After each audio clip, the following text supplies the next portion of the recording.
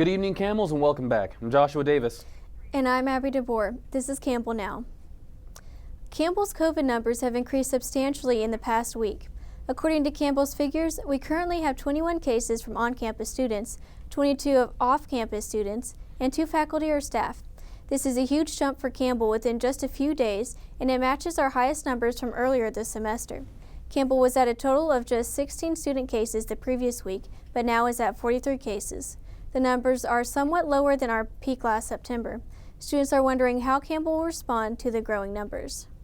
The U.S. cleared President Biden's goal of vaccinations more than a month before his target date. With the U.S. now carrying out 2.5 million shots per day, the president is now teasing that he may set a new goal of 200 million vaccinations before his 100th day in office.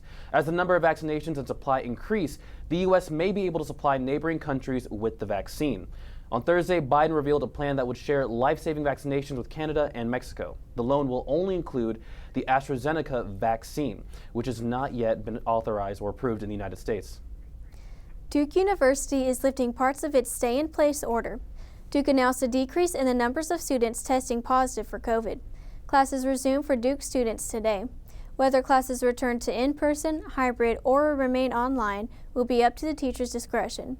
Students living at Duke will now be able to move freely about campus. However, students are being asked to remain on campus and leave only for essential travel and wellness-related activities. Close to 100 people gathered in downtown Raleigh in protest of COVID policies. 2 of the groups that were represented were the Proud Boys and Reopen NC. Counter-protesters were seen across the sidewalk with a line of police officers separating the 2 sides. The counter-protest group in attendance calls itself NC Born. There was plenty of yelling and shouting from each side, yet there were no reports of any physical incidents occurring. The city of Miami is now under a state of emergency due to the spring break crowds. The city of Miami issued an 8 p.m. curfew for the South Beach Entertainment District. The curfew will be in effect for at least 72 hours, along with restricted traffic to the shore. Police have responded to multiple brawls at restaurants and bars. During Saturday's news conference, the mayor of Miami blamed some of the crowding on cheap airline tickets. Former President Donald Trump is planning to return to social media. According to a Trump spokesperson, Trump is working on creating his own social media platform. Spokesperson Jason Miller said that the former president will be returning to social media in probably about 2 or 3 months. And according to spokesperson Jason Miller, Trump is in talks with several companies on creating this new platform.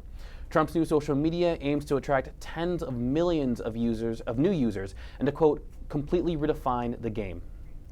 Google will create an engineering hub focused on cloud computing in Durham.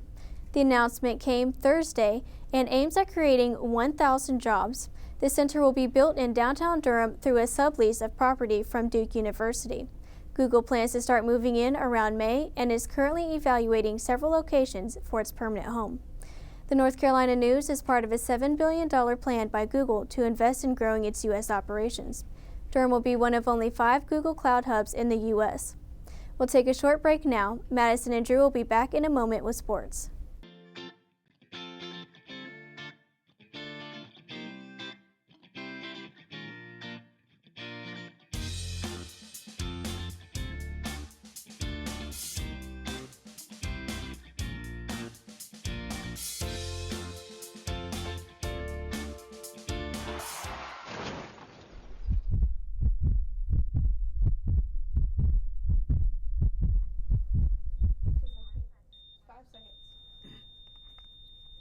Welcome back, Camels. This is Campbell Now Sports Segment. I'm Madison Thompson, and with me is Drew Ellis.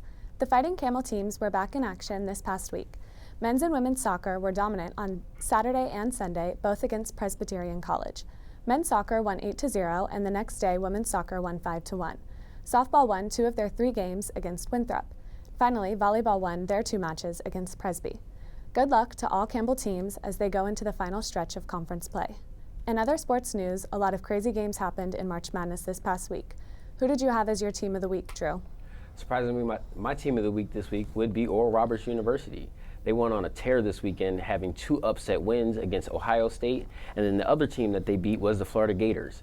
And they did a great job playing good offense, great defense, and they've moved on to the Sweet 16. But Madison, how about you? Who did you have for your team of the week? My team of the week was Loyola Chicago. They made huge headlines this past weekend in college basketball as they beat the #1 seed Illinois. And in my opinion, from the first minute of the game, they played better basketball than Illinois, and I'm excited to see what they do for the rest of this tournament. This week also had a lot of special performances. So Drew, which player impressed you the most? I'm going to go with Buddy Boeheim of the Syracuse Orangemen. He is son to famous coach Jim Boeheim, and he had a very good game this week, scoring 25 points, 3 rebounds, and 2 assists, and moving his team on to the Sweet 16. But Madison, who is your most exciting player of the week? My player of the week is from the same university that your team of the week was, and that's Max Abmas from Oral Roberts. Like you said, he led his team to 2 upset wins, one over Ohio State in the first round and the second to Florida in the second round. He had a combined 55 points in both of those games, and if he continues to put up numbers like that, I think he will be a very dominant player in this tournament. With the first 2 rounds over, what matchup are you most excited for in the Sweet 16 or Elite 8? Well, I would go with Ohio State, but they busted my bracket, so I'm going to go with the University of Alabama as they face off against the University of Maryland tonight at 8:15. Alabama has done great all throughout March Madness so far, and we're looking to see if they can make it to the Final Four. So I'm going to keep an eye out for them. But what about you, Madison?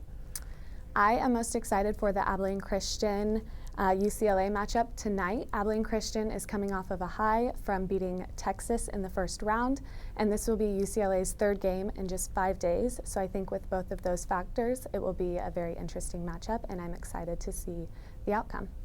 That's all the time we have today. Thank you for joining us on Campbell Now. Check us out on social media at Campbell CUTV. Be sure to leave us a like, comment, and share what you think about today's topics. We hope to see you next week, and until then, I'm Madison Thompson. And I'm Drew Ellis. This is Campbell Now.